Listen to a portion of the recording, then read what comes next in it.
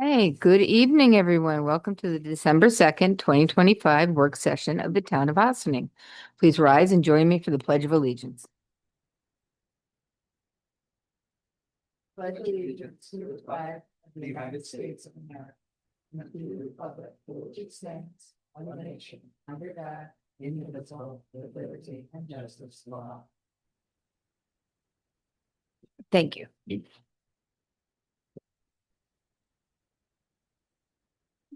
Councilmember Manicchio. Here.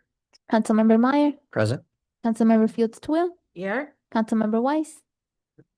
Supervisor Feldman. Present. We're going on to supervisor's announcements. Okay. The new federal eligibility requirements has taken effect for the SNAP program.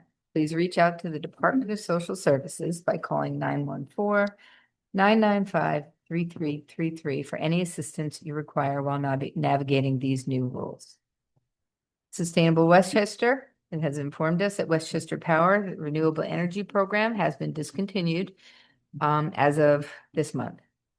Starting with this month's bill, December's bill, customers who take no action will be returned to Con Edison as their default supplier of electricity. For questions about Westchester Power Program or to learn more about Sustainable Westchester's programs, please email info@sustainablewestchester.org or call 914-242-4725, extension 128.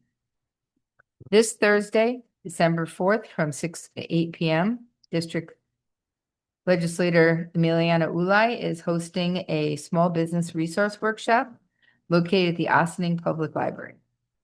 Join in to learn more about MWBE certification, contracting opportunities, resources, and more.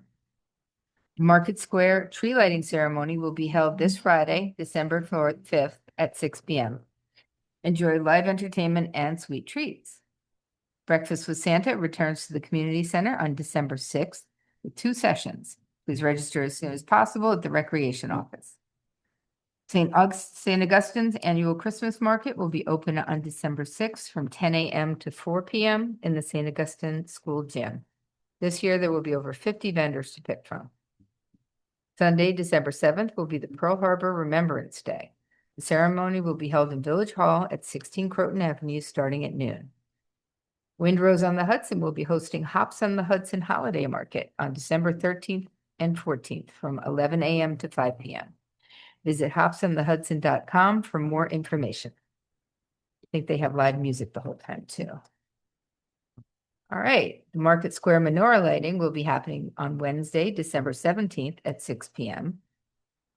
The Village Recreation Department will be hosting the Special Needs Holiday Night Out on December 17th from 6:30 to 8 p.m. This program will give our special needs population and their caretakers the opportunity to participate in holiday activities. Please register at thevillageofossining.org.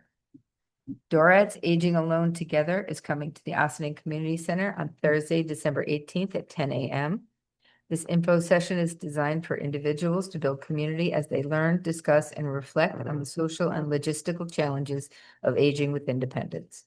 For more information, please visit doratusa.org. The farmers market will be closing for the winter soon. It will be closed on December 27th and reopen on May 2nd. Please remember Neighbors Link is a great source for information and community resources for the immigrant population. Please visit their website, www.neighborslink, for more information. As always, the Ossining Public Library has many events, including movies, craft events, meditation, tutoring, yoga, book clubs, and more. Please see their website at ossinglibrary.org for more information. The Loft LGBTQ+ Community Center has everything from events and programs, resources, and presentations, all dedicated to providing support to everyone who's a part of the LGBTQ+ community. For more information, go to their website at loftgaycenter.org. And for more fun and interesting events being held locally, you can look at the Supervisor's update on the Supervisor's webpage to see them. Thank you.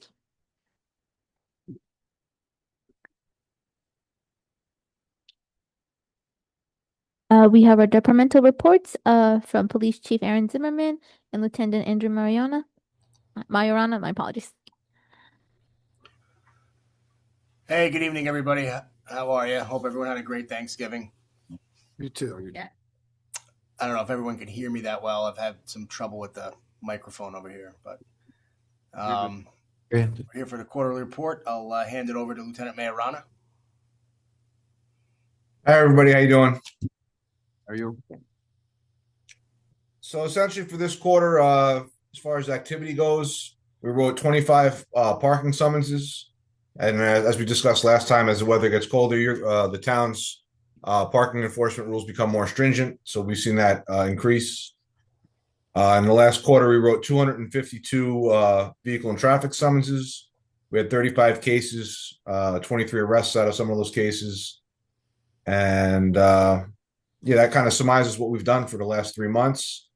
Broken down by month, 50 of those V&T summonses were written in September, 104 in October, which was a big increase, and 98 summonses in November. Again, some of this November stats are still not in. We're just starting up the, we're in the very beginning of December. Some of the data takes a little bit to come in. So I would expect that number in November would be a little bit higher than what it's indicating right now.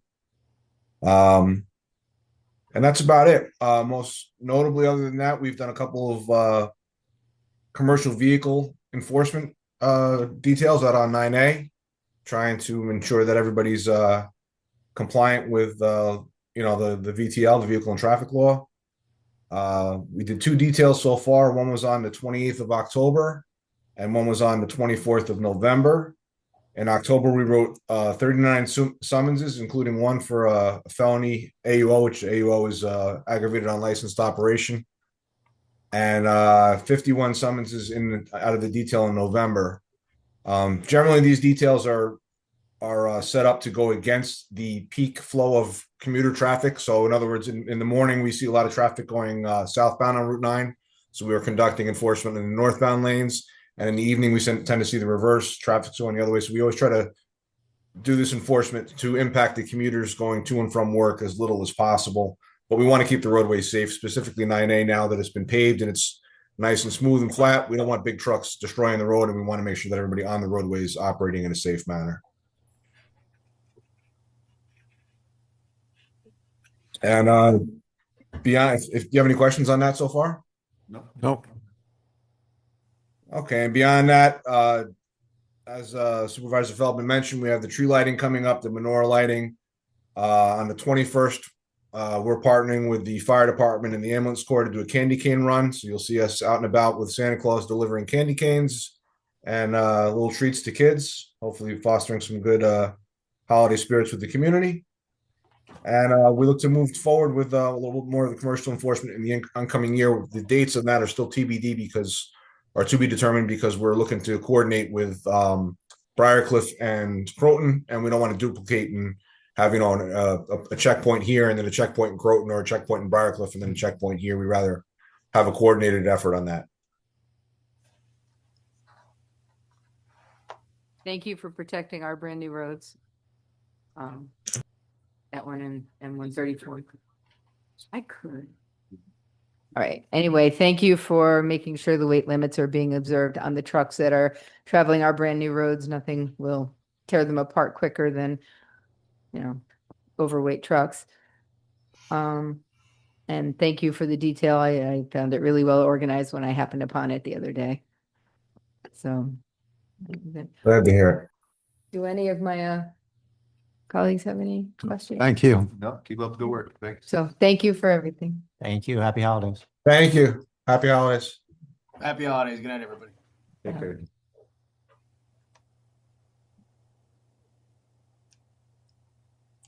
Rental report, Assessor Michael Fawasier. Fawasier, oh my goodness. Fawasier, my apologies. Okay, it's a tricky one. Good evening, folks. It's not Smith. Foisier is a little challenging. Going through public school was an interesting thing. Anyhow, so good evening again. I hope everyone had a great Thanksgiving. I am going to just share my screen real quick and see if everybody can see this. Okay, here's the December quarterly report from the Assessor's Department. Just have a couple of slides, folks. I'd like to go over some of the small claims assessment review work. Mike, we can't see anything. Oh my goodness. Hold on. Let's see. Let us try.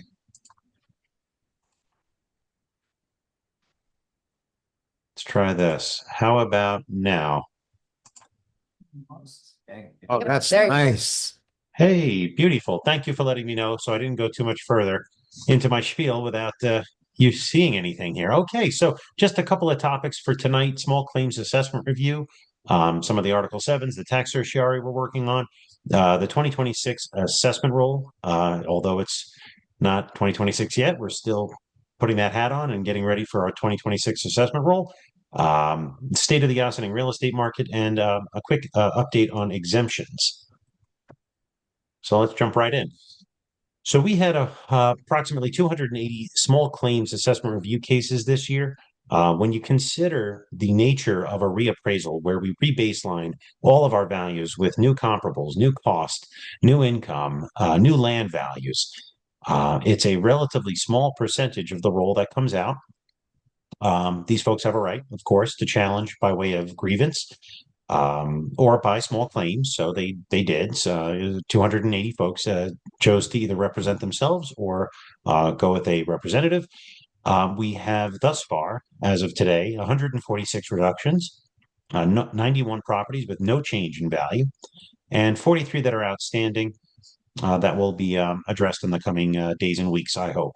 The average reduction in value, just 5.97% on average so far for the 146 reductions. And we attribute that relative small amount of reduction in settled value to the fact that we largely hit the nail on the head with these valuations. To the extent possible, the assessor's office works really hard on deriving the most defensible values we can. Sometimes we can be off. If that's brought to our attention, we, of course, welcome homeowners to come to our office directly or file a grievance. There's almost always a way to find some sort of reasonable settlement. And if not, we go to the small claims process. But even in that process, we're defending the values because they are at 100%. We have currently 78 open commercial certiorari as of December. So many of these are just repeat filers. We do see a certain percentage of our commercial properties. They're habitual filers each year. We have a number of properties with multiple years that are open before the court. Only about half of them currently have a scheduled hearing for 2025, 2026. As the weeks and months go on, we see these come onto the calendar and we take them as they come. Right now, we can say, with confidence that most of our certiorari reductions, settlements are anywhere from 5 to usually 10 or 15%, some as much as 20% where appropriate, but that really varies by property type. We do our best with commercial property to derive a defensible value in the same way we would with residential property. Of course, if information comes to our attention that should alter the value, well, we're certainly welcome to see that information and make a change where necessary.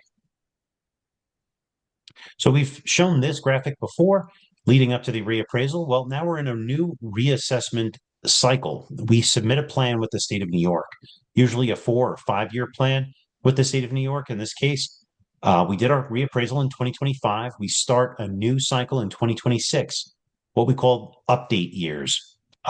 As mentioned before, and as you folks well know, the updates that we do each year in between reappraisals include things like reviewing building permits, sales, looking at rents, and of course, applying market-based trends to the assessed values, where necessary.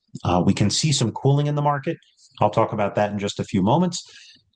So that's going to have an impact on how much the trends will impact 2025 into 2026's assessed values. And it's always our intention to stay on top of the market, to do the right thing and to be at 100%. We're not going to do another reappraisal likely until 2030, which is that reestimation of all those components of value that we talk about. So a good segue into market is because we have to establish trends for the 26 roll. Right now we're seeing, frankly, the average sale prices, they kind of peaked in 24 into 25. We see a little bit of cooling in the median sale price at the highest end of the market. We thought we might see it sooner in maybe 23, 24. but we really haven't noticed it in the data until recently. This cooling may affect certain parts of the town outside, the unincorporated rather, parts of Briarcliff, even parts of the village. We will not likely see large double-digit increases in value. That might make some of our homeowners feel a little bit more at ease to see that the large spike in assessed values over the last couple of years, driven by the market, won't necessarily be the case for 2026. That being said, I want to put an asterisk on there. I don't have a crystal ball. We haven't yet run all the models, but available inventory, it's still low. We just don't have as much inventory out there. Demand is still incredibly high. And while sale prices are starting to crest a little bit, median sale prices, listing prices are at an all-time high. So there's still clearly some perception in the market that sellers have that they'll continue to get top dollar. We'll keep our eye on the market. And again, for our 26 roll, do our best to estimate where we think things have gone for the appropriate valuation date for the roll. All right, so on to exemptions. This is the more fun part of the conversation because this is where we can help our homeowners. We can connect them to the benefits that they're entitled to. So new in 2025, really new in 2026, the state of New York has informed us fairly recently that the STAR exemption is going to undergo a few changes. And I wanted to mention it here because whether it's constituents or neighbors, friends, folks that come to your offices, they may ask about, well, how do I get the enhanced STAR? As folks may be aware, the basic STAR is, most owners are eligible for it. If you're owner occupied and you make less than $500,000, the state of New York will allow us to grant a basic STAR exemption. For the enhanced STAR, it says you have to meet the age and income eligibility, which would be 65 years of age or older, and making less than roughly $107,000 a year. Typically, in the past, my office would receive applications for bumping you up from, let's say, basic to enhanced when you reach the age of 65. The change this year, really, it's going to take an effect in January of 26, is that we will no longer be receiving, we will not be able to intake any of your enhanced STAR applications. The state of New York is going to reach out to you. In fact, I hear they've already started mailing potential homeowners that might be eligible now. They've been mailing them with information about how to verify their income. If anyone has any questions, they're still very welcome to contact my office, but we'll likely be connecting you with the state of New York to make sure that you're matched with the appropriate benefit with regard to STAR. Okay, that's the school tax relief. That's the state, they own it, they pay for it. Now, moving on to the other exemptions, senior and low-income disabled. Those exemption reminders, the renewal applications are going to be sent to current recipients sometime in, let's say, mid to late January. This is a reminder to all of our existing seniors who enjoy the exemption to please reapply by May 1st of 2026 with your 2025 income. We're going to provide you with a checklist and all the information you could possibly need. Again, if you have any questions, feel free to pick up the phone.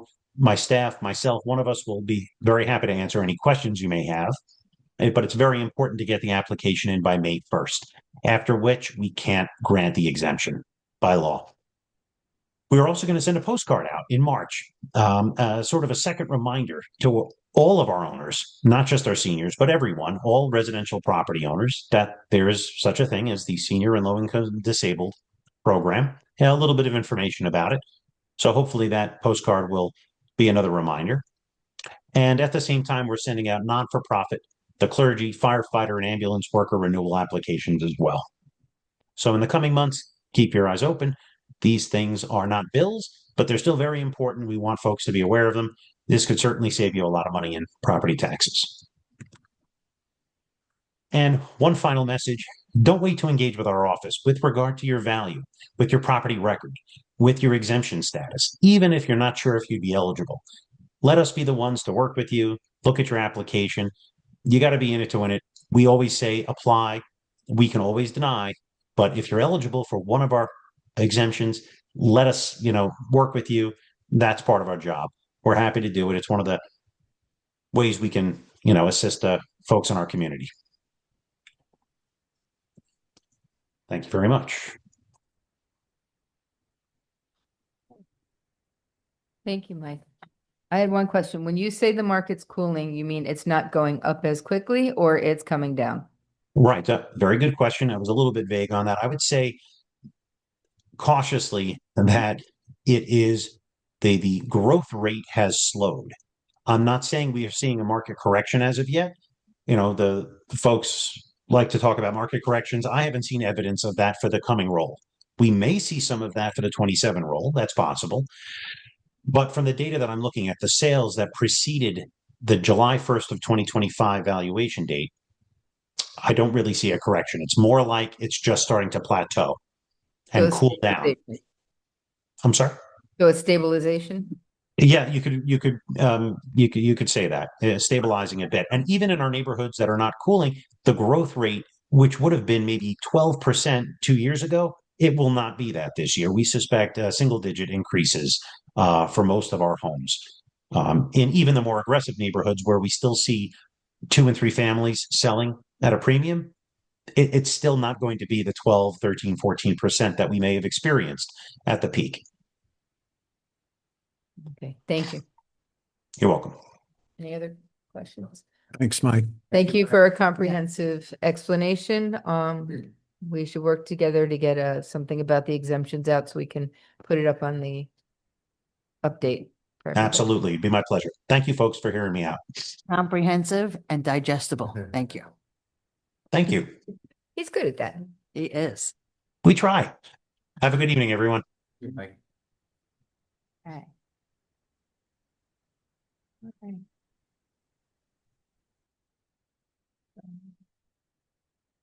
So there's nobody present either in person or online to make any public comments. So I guess we can go to executive session.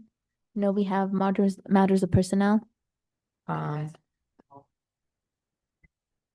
Litigation counsel and pending litigation. So moved. All in favor? Aye. Okay, I hope everybody did well during our first winter mix today, and stayed safe. And thank you for joining us for our work session, and we will see you next week at the courthouse. Well, December 9th for our legislative session. Okay, stay warm, everyone. Thank you.